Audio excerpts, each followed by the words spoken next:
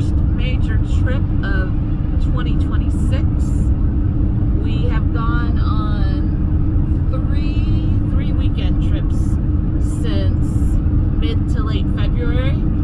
So we have winterized and de-winterized and winterized and de-winterized because we're in the Seattle area and Seattle couldn't decide if we were having a winter or not.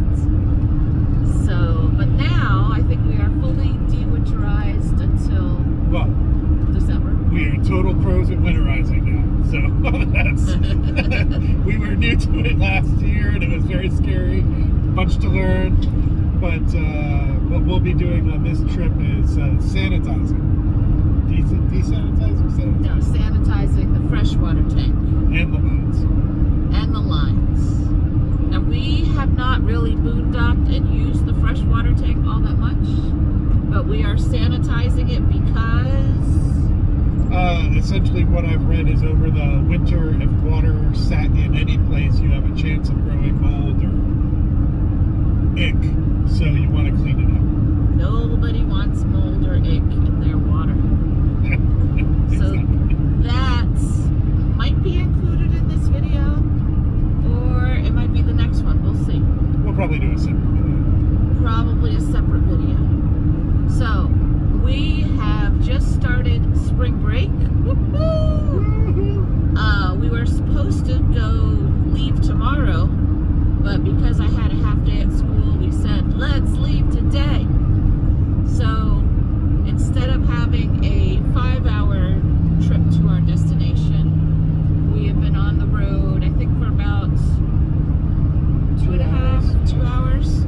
We'll probably have about an hour left. So we are on our way to Love's.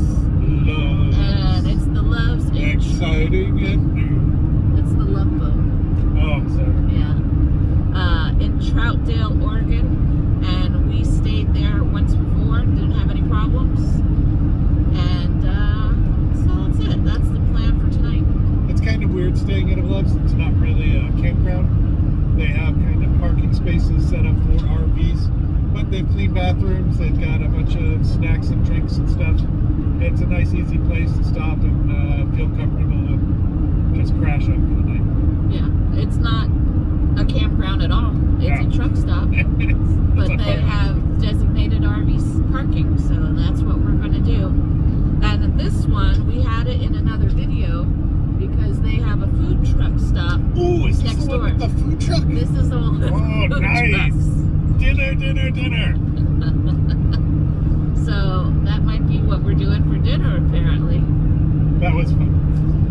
So that's it. We're excited. Winterizing was not fun. I wanted to go out in the RV. So we winterized from early December until about mid-February. And we've been itching to really go. So we will be out now, I think, for about 8 nights. And we will share our journey with you. The only other thing I can think about is we just had to keep spare winterization fluid on us. And it took about 2 gallons each time we had to winterize, so we probably went through 6 gallons just this year winterizing, and then 3 gallons the first time I did it because we didn't know what we were doing. But the liquid you used was like what, a plant-based sort of? Yeah. It's food safe, plant generated. Yeah. Pepto Pink. So at least you know when it's coming out or not. And it wasn't expensive, was it? Do you remember what it was? I want to say it was like $3 a gallon, maybe $2 a gallon. Yeah. So not a big deal actually, so it wasn't too bad. And now that we know what we're doing, I'll be able next winter to say, hey Rob. Susan loves to send me out in the rain so I can get wet while it's sucking up the pink fluid. And she's inside. I am taking care of things inside. Oh, yes. And Rob likes the great outdoors. I do like the great outdoors. And he just told me on our last weekend trip that he enjoys the setup and breakdown process. So I do like it. there you go. There you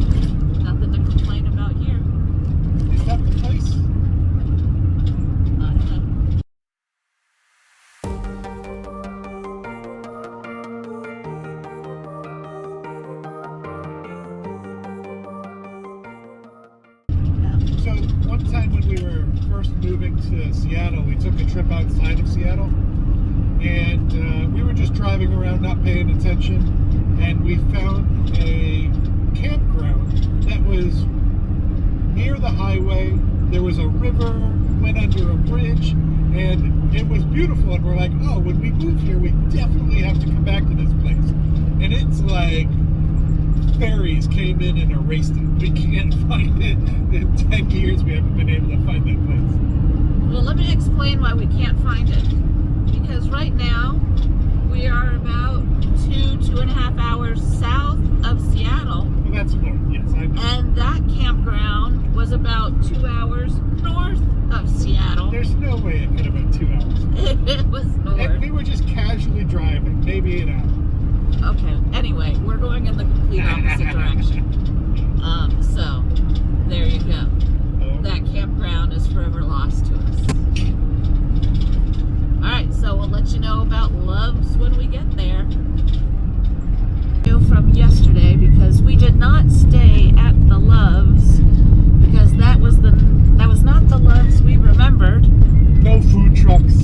No RV parking. Lots of semi-parking. Tons of semis. So we always ask before we park somewhere overnight, the few times we've done it. So we did talk to the manager, and he was like, yep, we don't have RV parking.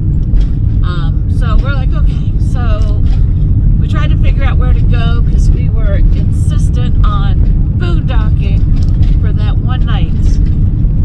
So we looked around, we made some calls. So again, we tend to call like a Walmart or something first and speak to the manager just to make sure it's okay. Sometimes, bless you, Bella, sometimes there are city ordinances where you're not allowed to park overnight, so it's just good to call and double check. So we went to the first Walmart that gave us an okay, and I didn't like it. It felt a little sketch. So we were gonna think of going to a Bass Pro Shops, but they were a bit further away. But there was a second Walmart. Well, we started to call around to, what do you call those places? Well, I started to look at Harvest Hosts. What? But what I found out is if it says same day reservations are okay, 5 o'clock. it means before 5 p.m. and we were already at almost 6. So that didn't work out.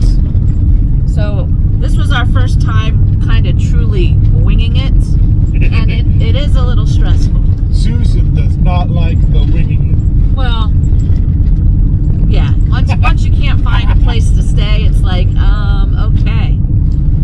But anyway, we went to the second Walmart, and another tip we've learned from the managers when we called them is that if there's like a 24-hour fitness or something that's open 24 hours in that same shopping center, you're much more likely to get away with parking there overnight. And plus there's people around, so it's not so quite so sketchy. So we stayed at the second Walmart, and that was fine. There was a little bit of like car noise, I think around 11 p.m., but we live in downtown Seattle, so that didn't bother us. There was way more traffic noise than I thought there was going to be for where we were. We're out in the middle of nowhere. There shouldn't be any traffic noise here. Yeah, well, didn't bother us. We slept through the night. So now we are on our way